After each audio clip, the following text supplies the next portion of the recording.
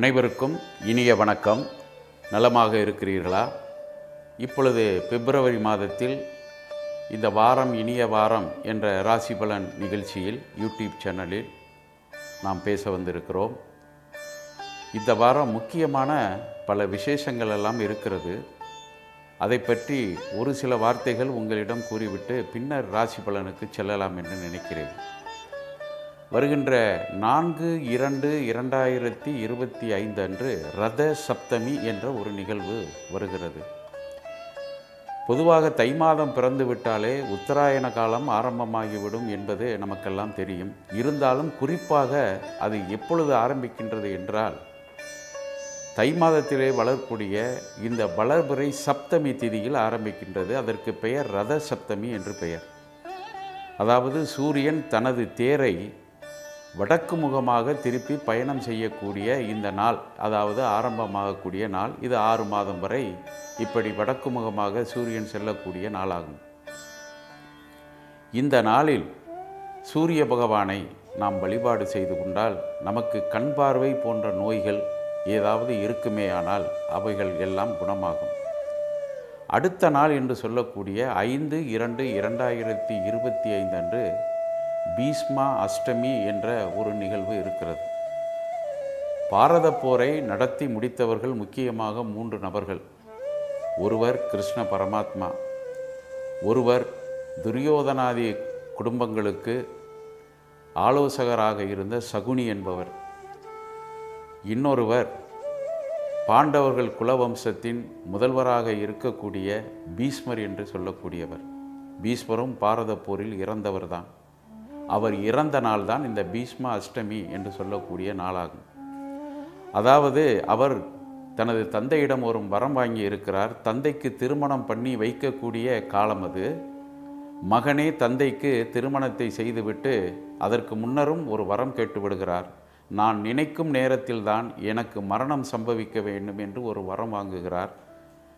பொதுவாக உத்தராயண காலத்திலே இறக்கக்கூடிய இந்த ஆத்மாக்களுக்கெல்லாம் புண்ணியகதி சீக்கிரம் கிடைக்கும் என்ற ஒரு அர்த்தத்தின் பேரில் இவர் தனது தந்தையாரிடம் அந்த சத்தியத்தை வாங்கியவர். அதனால் இன்றைய தினம் பீஷ்மாஷ்டமி என்று சொல்வார்கள்.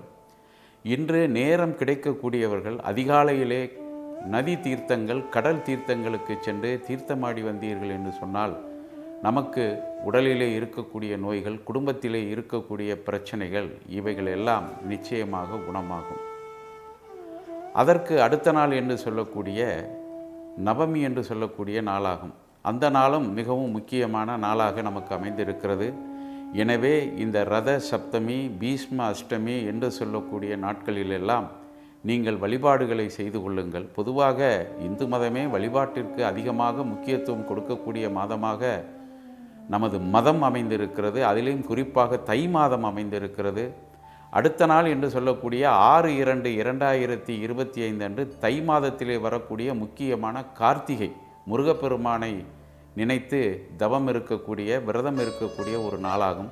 இந்த 3 விசேஷங்களும் இந்த வாரத்தில் வருகிறது என்பதை உங்களிடம் முதலிலே நான் தெரியப்படுத்தி கொண்டு பாருங்கள் இந்த வார ராசி பலன்கள் எப்படி இருக்கிறது என்று பார்ப்போம். ராஜி சில்க் பேலஸ் இவ்வாண்டு தீபாவளிக்கு பெண்களின் முதன்மையான தேர்வு ராஜி சில்க் பேலஸ். அழகழகான சேலைகள், லெங்கா, பட்டுச் சேலைகள், காட்டன் சேலைகள், பஞ்சாபி ஆடைகள் என அனைத்தும் சிறப்பு விலையில் நீங்கள் வாங்கலாம்.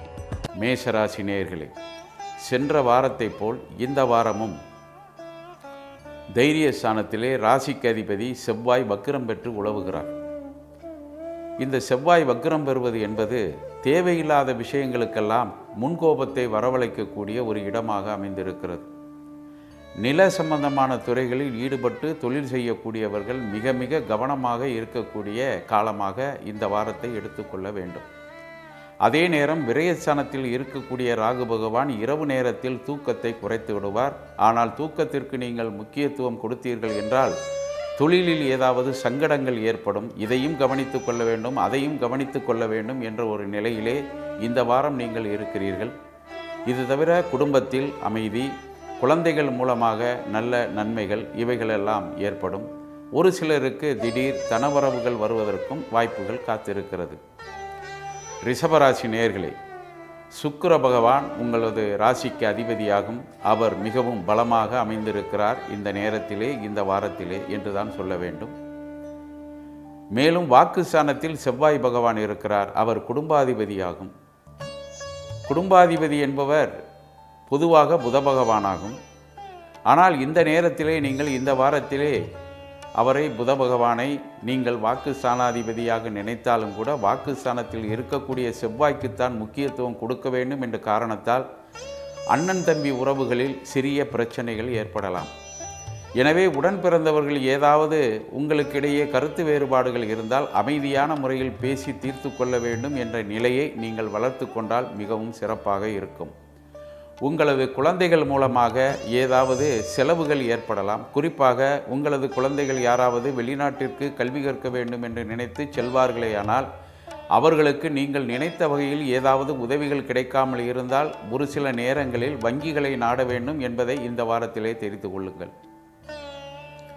மிதுன ராசி நேயர்களே, ராசிக்கு அதிபதி உங்களுடைய ராசியிலிருந்து நல்ல இடத்தில் அமரவில்லை என்பதை தெரிந்து கொள்ள வேண்டும். குறிப்பாக மாணவர்களாக இருக்கக்கூடியவர்கள் மிகவும் கவனமாக கல்வியிலே, அதுவும் உயர்கல்வி கூடங்களிலே படிக்கக்கூடியவர்கள் எச்சரிக்கையாக இருக்க வேண்டும் என்பதை தெரிந்து கொள்ள வேண்டும். சில நேரங்களில் உங்களது ஆசிரியர்கள் ஏதாவது உங்களை நீங்கள் அவர்கள் சொன்ன விஷயத்தை செய்து முடிக்காவிட்டால் சற்று கோபப்படக்கூடிய வாய்ப்புகள் உண்டு. அதற்காக நீங்கள் திருப்பி ஆசிரியர் மீது ஏதாவது கோபத்தை கக்கிவிடாமல் இருக்க வேண்டும் என்பதையும் மிகவும் முக்கியமாக தெரிந்து கொள்ள வேண்டும். மேலும் பொருளாதார நெருக்கடிகள் எதுவும் இந்த வாரத்திலே இந்த ராசியிலே இருப்பவர்களுக்கு வரக்கூடிய வாய்ப்புகள் மிகவும் குறைவு. 10ஆம் இடத்திலே இருக்கக்கூடிய ராகு பகவான் அந்நிய இனத்தாருடன் சேர்ந்து புதிய தொழில்களில் ஈடுபடக்கூடிய வாய்ப்புகள் இருக்கிறது. இதை நீங்கள் பயன்படுத்தி கொள்ள வேண்டும். கடகராசி நேயர்களே, அற்புதமான வாரமாக இந்த வாரம் உங்களுக்கு அமைந்திருக்கிறது என்றுதான் சொல்ல வேண்டும். கடந்த காலத்தில் உங்களது ராசிக்கு வேகமாக வந்த செவ்வாய் பகவான் மீண்டும் வக்ரமாகி விரயஸ்தானத்துக்கு சென்று விட்டார். விரயஸ்தானம் என்பது ஒரு சில நேரங்களில் செலவுகளை அதிகரிக்கக்கூடிய ஒரு நிலையை குறிக்கக்கூடிய இடமாகும். உங்களது வீடுகளில் ஏதாவது சிறிய பழுதுகள் இருந்தால் அதை சிறிதாக இருக்கிறது என்று எண்ணி நீங்கள் யாரையாவது கூப்பிட்டு அந்த பழுதுகளை பார்க்க சொன்னீர்கள் என்று சொன்னால் அது பெரிய வகையிலே சில நேரங்களில் உங்களுக்கு செலவுகளை கொடுத்துவிடும் என்பதையும் தெரிந்து கொள்ளுங்கள். எதுவாக இருந்தாலும் நன்றாக யோசித்து செய்ய வேண்டும் என்பது மிகவும் முக்கியம். ஒரு சிலர் குடும்ப உறுப்பினர்களுடன் இணைந்து வெளிநாடுகள் சென்று வரக்கூடிய வாய்ப்புகள் அதிகமாக இருக்கிறது. புண்ணிய சேத்திரங்களை தரிசனங்கள் செய்யலாம். உறவினர்கள் வீடுகளுக்கு செல்வதை இந்த வாரத்திலே சற்று குறைத்து கொண்டீர்கள் என்றால் நலமாக இருக்கும் என்பதை தெரிந்து கொள்ளுங்கள். சிம்மராசி நேயர்களே, இந்த வாரம் ஒரு நல்ல வாரம் என்றுதான் சொல்ல வேண்டும். ராசிக்கு அதிபதி தை மாதம் முழுவதும் மகர ராசியிலே சஞ்சரிப்பார். எனவே உங்களது ராசிக்கு அதிபதியாக இருக்கக்கூடிய கிரகம் 6ஆம் இடத்திலே சஞ்சாரம் செய்கிறது. பொதுவாக சூரிய பகவான் என்ற கிரகம் 3ஆம் இடம், 6ஆம் இடம், 11ஆம் இடம் இது போன்ற இடங்களில் சஞ்சரிப்பாரே என்றால் அவர்களுக்கு பெரிய பிரச்சனைகள் எதுவும் வராது. மலை போல் வந்த பிரச்சனைகள் எல்லாம் கடுகு போல் சிறுத்துவிடும் என்பதை தெரிந்து கொள்ள வேண்டும். ஆனால் கடுகு சிறுத்தாலும் காரம் குறையாது என்ற பழமொழி இருக்கிறது. சில நேரங்களில் பெரிய பிரச்சனைகள் சிறிதாக காணப்பட்டாலும் கூட திடீரென்று ஏதாவது பிரச்சனைகளை மீண்டும் உருவாக்கக்கூடிய வாய்ப்பு இருக்கிறது என்பதை நீங்கள் புரிந்து இந்த வாரத்திலே செயல்பட வேண்டும். குழந்தைகளாக இருக்கக்கூடியவர்களை அழைத்து கொண்டு பெற்றோர்கள் ஏதாவது வெளியிடங்களுக்கு சென்று வந்தீர்கள் என்று சொன்னால் இந்த வார பிரச்சனைகள் எல்லாம் சுமூகமாக ஒரு முடிவுக்கு வரும் என்பதை தெரிந்து கொள்ள வேண்டும். கன்னி ராசி நேயர்களே, ராசிக்கு அதிபதி புதன் பகவான் நல்ல இடத்திலே அமர்ந்திருக்கிறார். குறிப்பாக யோகத்தை கொடுக்கக்கூடிய இடத்திலே அமர்ந்திருக்கிறார். புதன் என்றால் கணக்கு சம்பந்தமான துறைகளை அனுசரித்து செல்லக்கூடிய ஒரு நிலையாகும். எனவே ஸ்டாட்டிஸ்டிக்ஸ் என்று ஒரு படிப்பு இருக்கிறது. அந்த துறையிலே ஈடுபட்டு படிப்பிலே செல்லக்கூடிய மாணவர்கள் இந்த வாரத்திலே ஏதாவது தேர்வுகள் இருந்தால் அதிலே வெற்றி பெறக்கூடிய வாய்ப்பு அதிகமாக இருக்கிறது. இது போன்ற துறைகளில் ஏதாவது கம்பெனிகள் வைத்து தொழில் செய்பவர்களாக இருந்தால் அவர்களுக்கும் நல்ல வருமானம் நிச்சயமாக கிடைக்கும். மாணவர்களாக இருப்பவர்களுக்கு ஆசிரியர்களின் ஆதரவுகள் நிறைய கிடைக்கும். திருமணம் ஆகாமல் இருப்பவர்களுக்கு திருமண பேச்சுவார்த்தைகள் நடைபெறக்கூடிய வாய்ப்புகள் உண்டு. அதே நேரம் ராசியிலே கேது பகவான் இருக்கின்ற காரணத்தால் இரவு நேரங்களில் வெளியிலே சென்று விடாமல் இருப்பதையும் நீங்கள் உறுதி செய்து கொள்ள வேண்டும். துலாம் ராசி நேயர்களே, அருமையான நேரமாக உங்களுக்கு அமைந்திருக்கிறது. ராசிக்கு அதிபதி சிறப்பாக அமைந்திருக்கிறார். அதே நேரத்தில் பூர்வ புண்ணியாதிபதி என்று சொல்லக்கூடிய சனி பகவானும் ஆட்சி பெற்று கும்பராசியிலே அமர்ந்திருக்கிறார். உங்களுக்கு யோகத்தை செய்யக்கூடிய ஒரே கிரகம் எதுவென்று கேட்டால் சனி பகவான் என்பதை தெரிந்து கொள்ளுங்கள். இந்த சனி பகவானின் ஆதரவு உங்களுக்கு அமோகமாக இந்த வாரமும் தொடர்ந்து கிடைத்து கொண்டு இருக்கிறது. ஏழைகளுக்கு தான தர்மம் செய்வதிலும் அவர்களுக்கு தேவைப்பட்ட உதவிகள் செய்வதிலும் உங்களால் முடிந்தவரை முயற்சிகள் செய்து உதவிகள் செய்ய வேண்டும். ஒரு சிலர் ஏழைகளுக்கு ஏதாவது செய்ய வேண்டும் என்று நினைத்து யாரிடமும் கடன் வாங்கி செய்ய வேண்டும் என்று எந்த சாஸ்திரமும் நமக்கு சொல்லவில்லை. நம்மால் முடிந்ததை மட்டும்தான் செய்ய வேண்டும் என்று சொல்கிறது என்பதையும் தெரிந்து கொள்ள வேண்டும். 6ஆம் இடத்திலே இருக்கக்கூடிய ராகு பகவான் நல்ல யோகத்தை கொடுத்தாலும் ஒரு சிலருக்கு உஷ்ண சம்பந்தமான நோய்களையும் கொடுப்பார் என்பதை தெரிந்து கொண்டு அலைச்சலை குறைத்து கொள்ளுங்கள். விருச்சக ராசி நேயர்களே, உங்களது ராசிக்கு அதிபதி என்று சொல்லக்கூடிய செவ்வாய் பகவான் 8ஆம் இடத்திலே அமர்ந்திருக்கிறார்.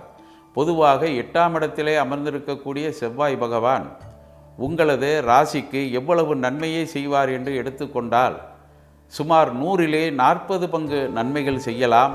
60 பங்கு உங்களுக்கு சரியான பலன்கள், எதிர்பார்த்த பலன்கள் கிடைக்காது.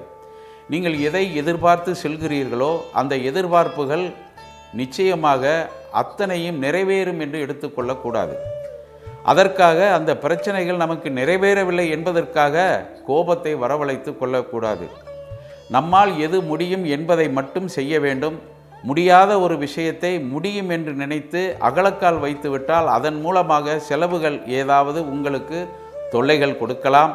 ஒரு சிலருக்கு வீடு சம்பந்தமான துறைகளில் வங்கிகளில் ஏதாவது கடன் இருந்தால் அதை காலாகாலத்தில் நீங்கள் சரி செய்துவிடக்கூடிய ஒரு நிலையை இந்த வாரம் உருவாக்கி கொள்ள வேண்டும் என்பதை தெரிந்து கொள்ளுங்கள். தனுசு ராசி நேயர்களே, ராசிக்கு அதிபதி 6ஆம் இடத்திலே அமர்ந்திருக்கிறார்.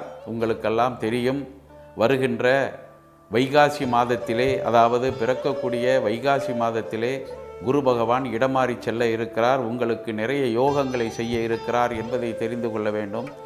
6ஆம் இடம் என்பது நோய், கடன், எதிரி அல்லவா? உங்களுக்கு கிடைக்கக்கூடிய தொழில் வாய்ப்புகளை உங்கள் உடன் பிறந்தவர்களே அதை தட்டி பறிக்கக்கூடிய வாய்ப்புகள் சில நேரங்களில் ஏற்படலாம். அதற்காக வருத்தப்பட வேண்டாம். நீர் அடித்து நீர் விலகாது என்று ஒரு பழமொழி இருக்கிறது. உடன் பிறந்தவர்களுக்கிடையே கருத்து வேறுபாடுகள் வந்தால் பொறுமையாகவும் நிதானமாகவும் நீங்கள் சமாளிக்க வேண்டும் என்பதை தெரிந்து கொள்ளுங்கள். வாக்குஸ்தானத்தில் நல்ல கிரகம் இருக்கின்ற காரணத்தால் நீங்கள் எடுக்கக்கூடிய முயற்சிகள் நிச்சயமாக மற்ற வகைகளில் வெற்றிகளை கொடுக்கும் என்பதை தெரிந்து கொள்ளுங்கள். குடும்பத்தில் குழந்தைகளுடன் சந்தோஷமாக இருப்பதற்கு இந்த வாரத்தை தேர்ந்தெடுத்து கொண்டு ஆலய வழிபாடுகள், வெளியிடங்களுக்கு சென்று வரக்கூடிய நிலைகள், இவைகளை எல்லாம் நீங்கள் தயார்படுத்தி கொண்டு உங்களை அது வழியில் செயல்படுத்த வேண்டும். மகர ராசி நேயர்களே, ராசிக்கு அதிபதி தனஸ்தானத்தில் அருமையாக அமர்ந்திருக்கிறார். பொருளாதார நிலையில் உள்ளவர்களுக்கு நிச்சயமாக ஏதாவது நல்ல மாற்றத்தை கொடுப்பார். வங்கிகளில் கடன் கேட்டிருந்தால் கடந்த காலத்தில் அந்த கடன்கள் கிடைக்காமல் இருந்திருந்தால் இனி வருங்காலத்தில் கிடைப்பதற்கு நீங்கள் எந்த மேலதிகாரிகளை தொடர்பு கொண்டால் நடக்கும் என்பதை தெரிந்து கொண்டு அதன்படி அவர்களை அனுசரித்து சென்றால் நிச்சயமாக அந்த கடன்கள் உங்களுக்கு கிடைக்கும். ஆனால் மற்றவர்களுக்காக கடன்பட வேண்டும் என்று நினைத்து நீங்கள் வங்கிகளில் கடன் வாங்கி சிரமப்பட்டு விட வேண்டாம் என்பதை தெரிந்து கொள்ள வேண்டும். இன்றைய காலகட்டத்தில் கடனை வாங்கியவர்கள் சரியாக திருப்பி கொடுப்பதில்லை என்பதும் உங்களுக்கு நன்றாக தெரியும். முன்கோபத்தையும் நீங்கள் குறைத்து கொள்ள வேண்டும். பாத்திரம் அறிந்து பிச்சையெடு என்று சொல்லக்கூடிய பழமொழியை மனதிலே பதிவு வைத்து கொள்ள வேண்டும். யாருக்கு உதவி செய்ய வேண்டும் என்பதை இந்த வாரத்திலே தெரிந்து கொண்டு செயல்பட்டால் மிகவும் சிறப்பான வாரமாக உங்களுக்கு அமைந்திருக்கும் என்பதை தெரிந்து கொள்ளுங்கள். கும்பராசி நேயர்களே, வெளிநாட்டு பயணங்கள் உங்களுக்கு அடுத்தடுத்து வருவதற்கு வாய்ப்புகள் அதிகமாக இருக்கிறது. புண்ணிய சேத்திரங்களை தரிசனங்கள் செய்யலாம். அதே நேரத்தில் உங்களது குடும்பத்தாருடன் இணைந்து ஏதாவது ஆலய வழிபாட்டில் குறைகள் இருந்தால் நிவர்த்தி செய்து கொள்ளலாம். குலதெய்வ வழிபாடுகள் இதுவரை செய்யாமல் இருந்தவர்களுக்கு இந்த வாரத்திலே செய்யக்கூடிய வாய்ப்புகள் அதிகமாக இருக்கிறது. பொதுவாக குலதெய்வம் என்றால் நமது தாய் தந்தையருக்கு அடுத்தாப்புல் வரக்கூடிய ஒரு தெய்வமாகும். எனவே ஆலயங்களுக்கு சென்று அதிகமாக தெய்வங்களை வணங்குவதை விட குலதெய்வ வழிபாட்டில் குறை இருக்கிறதா என்பதை கண்டுபிடித்து அந்த வழிபாட்டை இந்த வாரம் நீங்கள் நிவர்த்தி செய்து கொண்டால் அதன் மூலமாக உங்களது கர்ம வினைகள் குறையக்கூடிய வாய்ப்புகளும் எதிர்காலத்தில் நல்ல வெற்றி வாய்ப்புகளை பெறக்கூடிய வாய்ப்புகளும் இருக்கிறது என்பதை தெரிந்து கொள்ள வேண்டும். சிறிய நோய்கள் ஏதாவது தொல்லைகள் கொடுக்கலாம். அந்த நோய்கள் உங்களை பெரிய பாதிப்புக்கு ஆளாக்காது என்பதையும் தெரிந்து கொள்ளுங்கள். ஒரு சிலர் வெளிநாடுகளில் ஏதாவது தொழில் செய்ய வேண்டும் என்று நினைத்தால் அது சம்பந்தமாக முயற்சிகளில் ஈடுபடலாம் என்பதையும் இந்த வாரம் நீங்கள் தெரிந்து கொள்ளலாம்.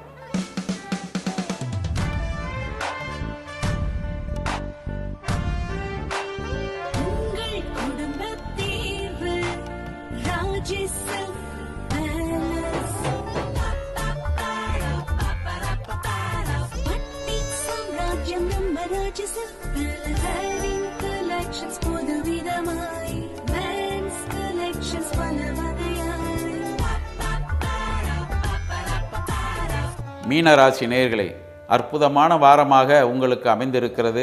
ஆனால் உங்கள் மனதிலே எப்பொழுது பார்த்தாலும் குறைகள் தான் அதிகமாக காணப்படுகிறது. இறைவன் ஒரு சில நேரங்களில் சில நல்ல நிலைகளையும் உங்களுக்கு உருவாக்குகிறான். ஆனால் எப்படி இருந்தாலும் அந்த நல்லதையெல்லாம் மறந்துவிட்டு உங்களுக்கு நடக்கக்கூடிய பிரச்சனைகளை மட்டும் பெரிதாக மனதிலே போட்டுக்கொண்டு செயல்பட்டு கொண்டு இருக்கிறீர்கள். இரவு நேரங்களில் தூக்கம் இல்லாமல் தவிக்கிறீர்கள் என்று நன்றாக தெரிகிறது. இதையெல்லாம் தீர்ப்பதற்கு நீங்கள் பகல் நேரங்களில் உறங்காமல் இருக்க வேண்டும் என்பதையும் தெரிந்து கொள்ள வேண்டும். கிரக நிலவரங்கள் சாதகமாக இருக்கிறது. ராசிக்கு அதிபதி தைரியஸ்தானத்திலே இருக்கிறார். எது வந்தாலும் நம்மால் சமாளிக்க முடியும் என்பதை இந்த வாரத்திலே புரிந்து கொண்டு சமாளிக்க வேண்டும். குழந்தைகள் மூலமாக பெற்றோர்களுக்கு நல்ல வருமானம் கிடைக்கக்கூடிய வாய்ப்புகள் உண்டு. அதே நேரம் அந்த குழந்தைகள் கூட உங்களுக்கு ஏதாவது செலவுகள் செய்து வெளிநாடுகளுக்கு அனுப்பி வைத்து சுற்றி வர ஏற்பாடுகள் செய்வார்கள். நீங்கள் புண்ணிய நதிகள், புண்ணிய சேத்திரங்கள் இவைகளில் தரிசனம் செய்து வரக்கூடிய வாய்ப்பு இந்த வாரத்தில் இருக்கிறது என்று சொல்லிக்கொண்டு மீண்டும் உங்களை அடுத்த வாரத்தில் சந்திக்கும் வரை நன்றி கூறி விடைபெறுகிறேன். வணக்கம்.